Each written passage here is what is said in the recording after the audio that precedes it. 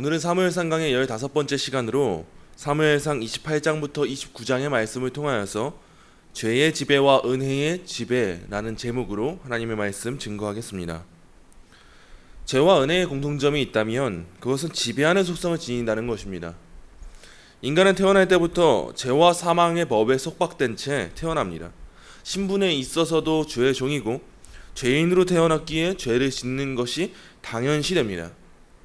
또한 인간은 그의 마음과 영혼, 즉 그의 내면 또한 죄의 법에 매여 있는 존재입니다. 이러한 죄는 지배적 성향을 지니기에 자연인 상태의 인간은 죄의 경향성과 떨어질 수 없고 그 영향으로 말미암아 악을 행하고자 하는 마음의 성향이 필연적으로 따르기 마련입니다. 그러나 중생한 성도에게 있어서 죄는 결코 절대적인 지배력을 행사할 수 없습니다.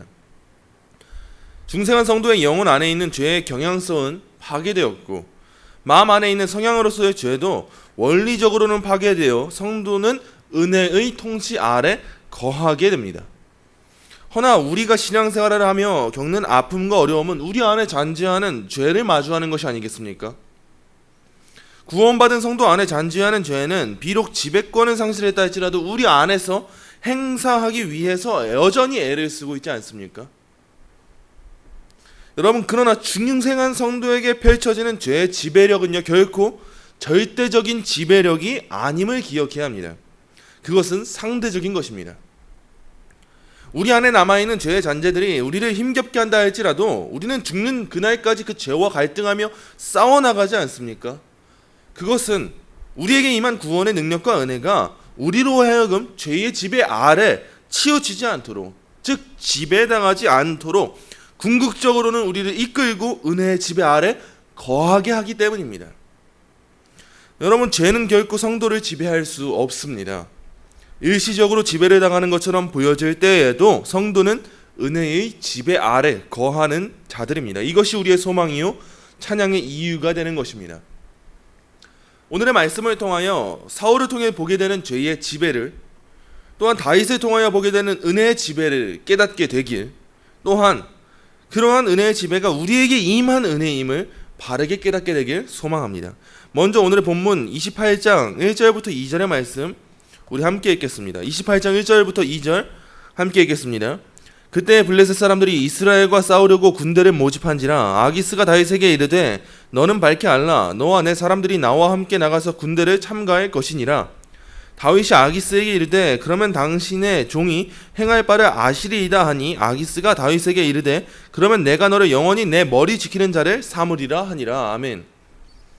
이스라엘과 블레셋은 항상 적대적인 관계에 놓여져 있었습니다. 그런 시대적 상황과 국제 정세 가운데 다윗은 사울 왕을 피해서 적국이라고 불리우는 블레셋에 숨어서 피신해 있는 거예요. 그러나 우리는 이것을 보고 다윗이 왜 이스라엘 백성을 배신했냐라고 말할 수 있을까요? 그럴 수 없습니다. 왜냐하면 다윗이 이스라엘 민족을 배신한 것이 아니고 이스라엘 민족이 하나님의 뜻을 따르지 않아서 다윗을 배신한 것이기 때문이에요. 이 상황이 얼마나 어이없는 상황입니까? 블레셋, 적국이라고 여겨왔던 블레셋의 통치자가 지금 다윗을 보호하고 있고 아군이라고 여겨왔던 이스라엘의 통치자는 다윗을 죽이려고 하지 않습니까?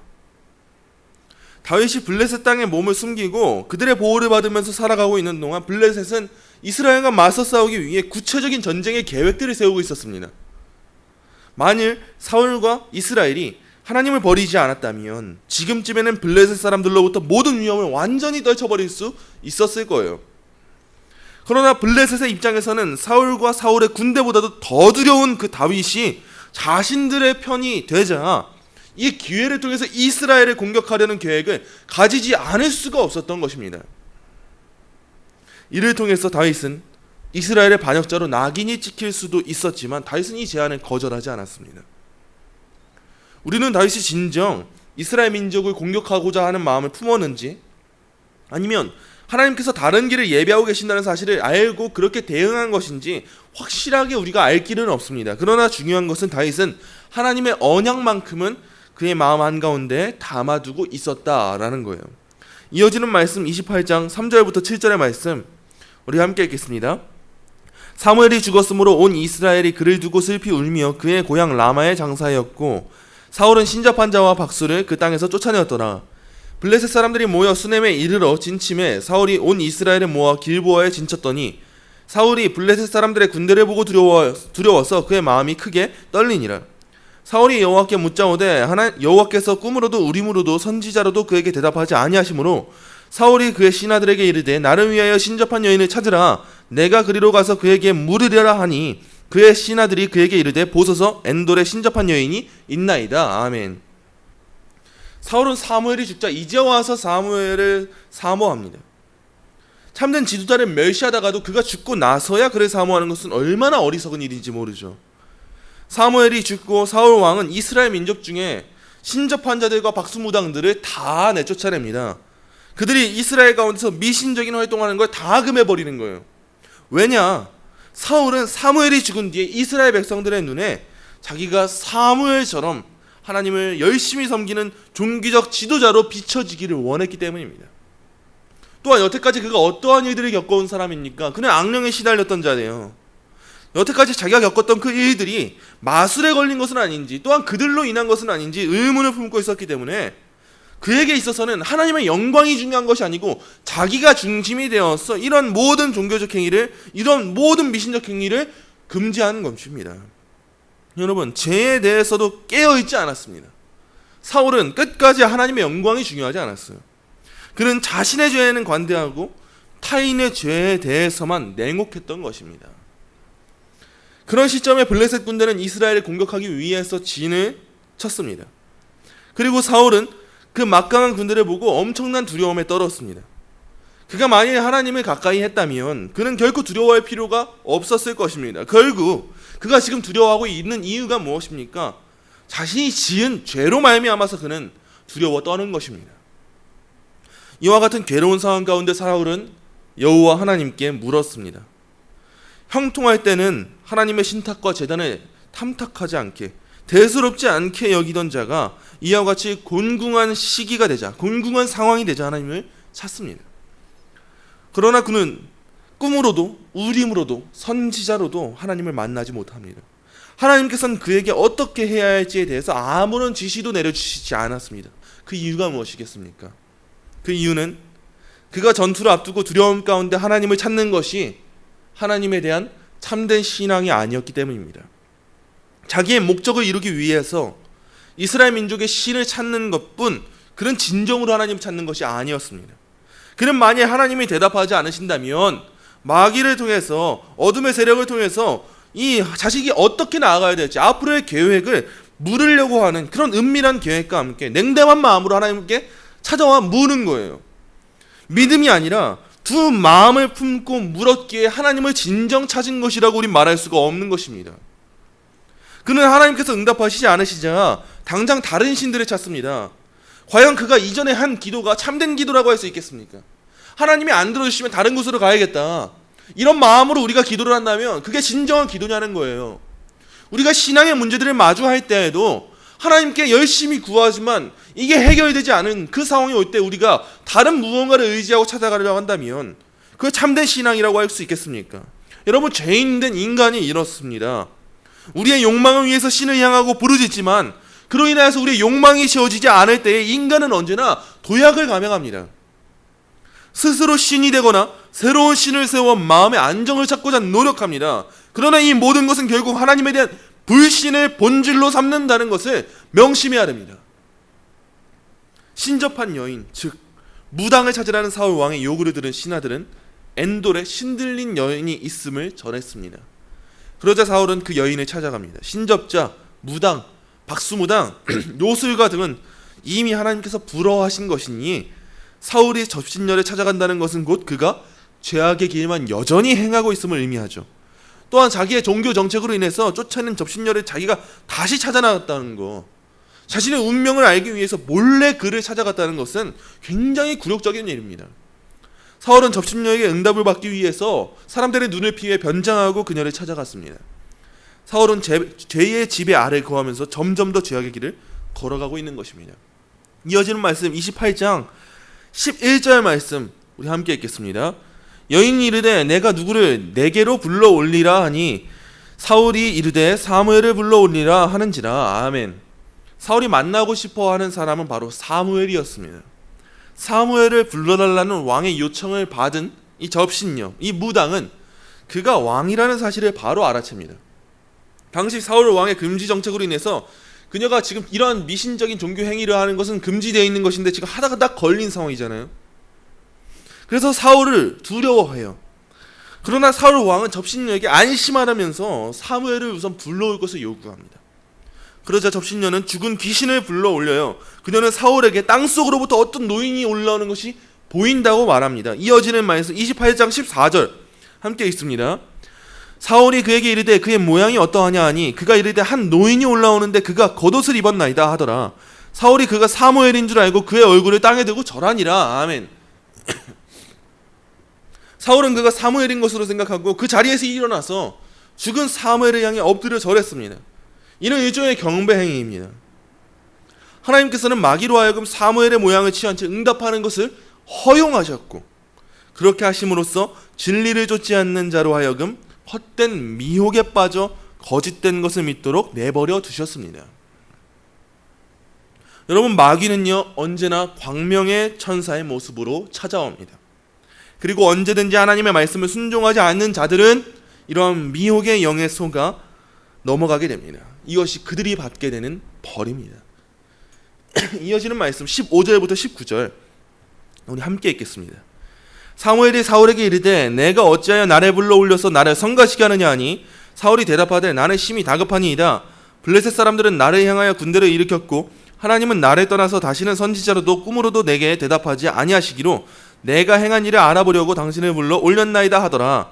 사무엘이 이르되 여호와께서 너를 떠나 내 대적이 되셨거늘 내가 어찌하여 내게 묻느냐. 여호와께서 나를 통하여 말씀하신 대로 내게 행하사 나라를 내 손에서 떼어 내 이웃 다윗에게 주셨느니라. 내가 여호와의 목소리를 순종하지 아니하였고 그의 진노를 아멜렉에게 쏟지 아니하였으므로 여호와께서 오늘 이 일을 내게 행하셨고 여호와께서 이스라엘의 너와 함께 블레셋 사람들의 손에 넘기시리니 내일 너와 내 아들들이 나와 함께 있으리라. 여호와께서 또 이스라엘 군대를 블레셋 사람들의 손에 넘기시리라 하는지라. 아멘. 이제 사무엘이라는 귀신이 사울의 범죄를 정확하게 알아맞추는 이 일을 보게 됩니다. 그리고 그 결과에 대해서 곧 하나님이 사울을 떠나셨다는 것과 이스라엘 나라를 다윗에게 주겠다는 것을 그 귀신은 예언을 해요. 또한 사울의 불순종으로 이 모든 일이 이루어졌다고 아주 정확하게 맞춰버리는 거예요. 또한 사울의 아들들이 블레셋 전쟁에서 죽음을 당하게 될 것이라고 예언을 합니다. 그리고 이 모든 것이 사실과 부합하면서 이루어지게 되었습니다. 여러분, 이처럼 귀신도 때론 맞는 말을 합니다. 보통 우리들이 알지 못하는 일을 귀신들, 악한 미혹의 영들은 정확하게 알고 있는 경우가 너무도 많습니다. 왜냐하면 이 더러운 귀신들은 하나님의 이름을 들먹이면서 선지자 노릇하기를 주저하지 않기 때문입니다.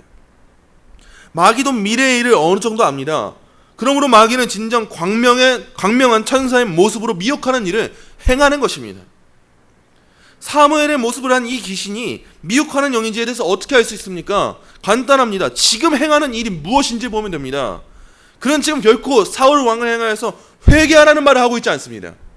이것이 미혹의 영이 하는 일입니다. 여러분, 오늘날에도 얼마나 많은 거짓 선지자들이, 거짓 교사들이 많습니까? 우리의 귀로는 듣기 좋은 달콤한 말로 많은 이들을 현혹시킬 수 있을지 몰라도 우리는 결코 그들을 참된 교사라고 말할 수 없을 것입니다. 하나님의 이름을 들먹거린다고 참된 교사가 아닙니다. 많은 역사가 이루어진다고, 많은 체험들이 이루어진다고 참된 교사가 아닙니다. 하나님과 무관한 종교적 활동을 펼치면서 그것이 하나님께로부터 나온 것이라고 주장한다 하여 결코 그 일이 모두 하나님의 일이 될 수는 없는 거예요. 예수님께서 마태복음 7장 21절부터 23절에서 이렇게 말씀하셨습니다. 나더러 주여 주여 하는 자마다 다 천국에 들어갈 것이 아니요 다만 하늘에 계신 내 아버지의 뜻대로 행하는 자라야 들어가리라. 그날에 많은 사람이 나더러 주여 주여 우리가 주의 이름으로 선지자 노릇하며 주의 이름으로 귀신을 쫓아내며 주의 이름으로 많은 권능을 행하지 아니하였나이까 하리니 그때 내가 그들에게 밝히 말하되 내가 너희를 도무지 알지 못하니 불법을 행하는 자들아 내게서 떠나가라 하니라. 아멘. 여러분, 오늘날의 시대도 이러지 않습니까? 많은 이들이 우리 주님의 이름을 남용하면서 선지자 노릇하기 바쁘지만, 이러한 종교 장사꾼이 넘치지만, 우린 이들에 대한 예수님의 경고를 언제나 묵상해야 합니다. 신앙생활은 무언가를 많이 행하는 것이 아님을 주목하십시오. 신앙생활은 무언가를 많이 행하는 것이 아니고 특별한 일을 많이 마주하는 것이 중요한 것도 아니고 하나님께서 제정하신 방법대로, 하나님께서 기뻐하시는 방법대로 하는 것이 가장 중요한 것입니다. 이 시대에 많은 거짓 교사들이 판치고 있지만 미혹하는 영에 속아 넘어가지 마십시오. 그들도 역사하고 그들도 체험하고 그들도 뜨겁습니다. 그러나 오직 진리 안에 거하며 진리로 자유함을 누려야 합니다. 이후 사울은 크게 낙담하며 슬퍼합니다. 그러나 이것이 그가 마주하는 최후입니다. 죄의 지배 아래 거하면서 살아가는 자의 삶이 어떠한지 보십시오. 수없이 많은 기회가 주어졌으나 그는 스스로 그 기회를 기회로 삼지 않았습니다. 이것이 자연인 상태의 인간의 본성이고 우리가 이전에 위치했던 죄의 지배 아래 거하는 삶입니다. 우리가 이전에 이러한 삶을 살아야 하는 자들이었습니다. 반면에 다윗은 하나님의 섭리 가운데 은혜를 누리며 살아갑니다. 본문 29장은 하나님을 가까이 했던 다윗이 하나님의 섭리에 의해서 위급한 상황으로부터 어떻게 벗어나게 되는지를 보게 됩니다. 다윗은 블레셋 편에 서 있지만 이스라엘 군대와 맞서 싸우지 않았습니다. 하나님께서는 다윗으로 하여금 같은 민족인 이스라엘과 피 튀기는 싸움을 하지 않도록 인도하신 것입니다.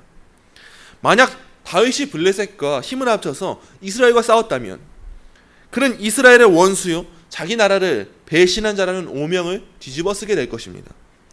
그러나 이러한 상황 가운데, 전쟁을 앞두고 있는 상황 가운데 블레셋 장군들 가운데 몇 사람이 다윗과 다윗의 군대가 이 전쟁에 출전하게 되는 것에 대해서 아기스 왕에게 문제를 강하게 제시합니다.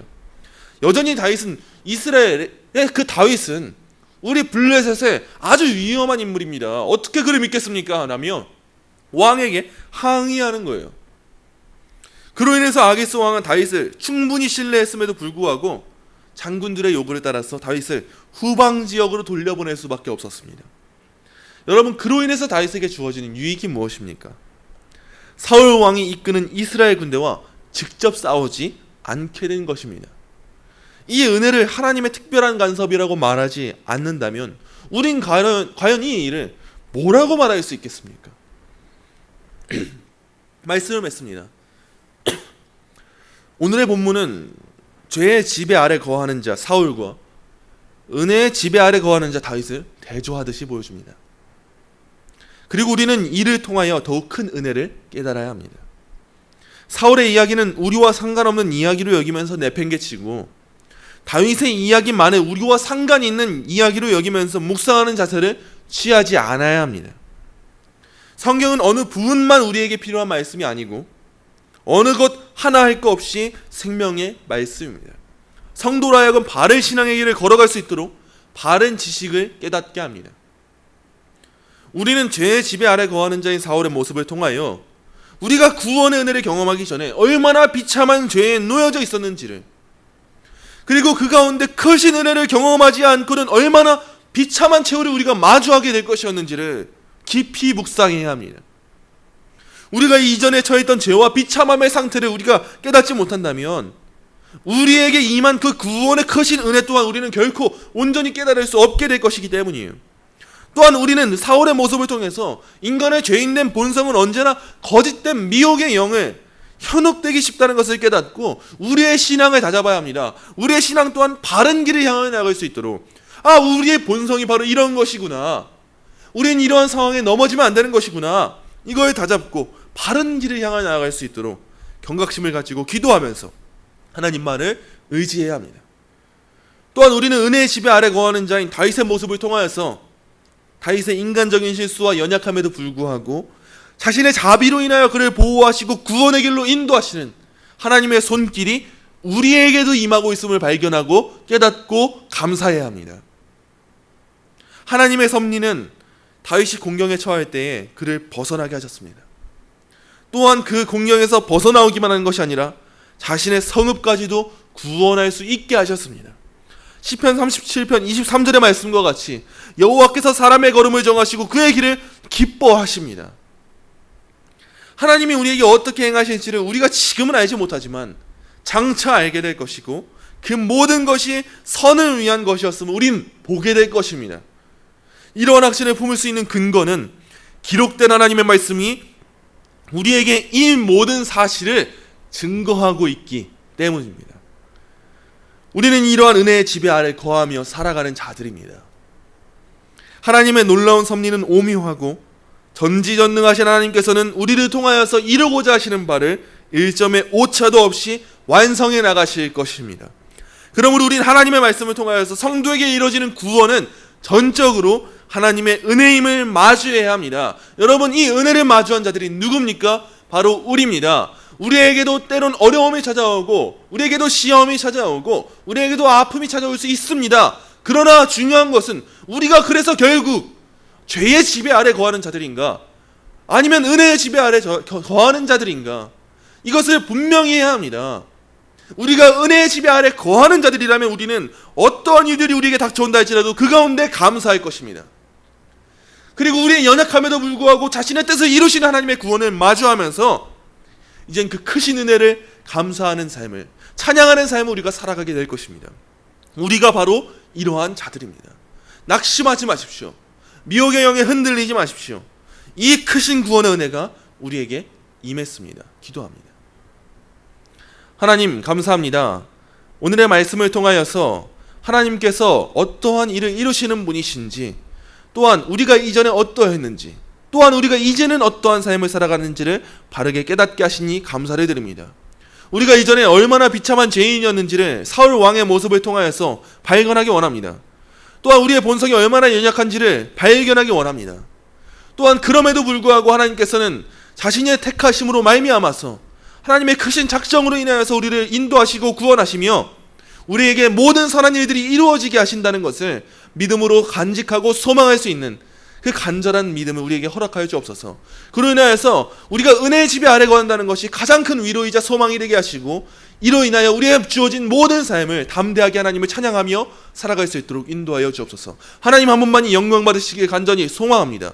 감사하며 예수님의 이름으로 기도합니다. 아멘.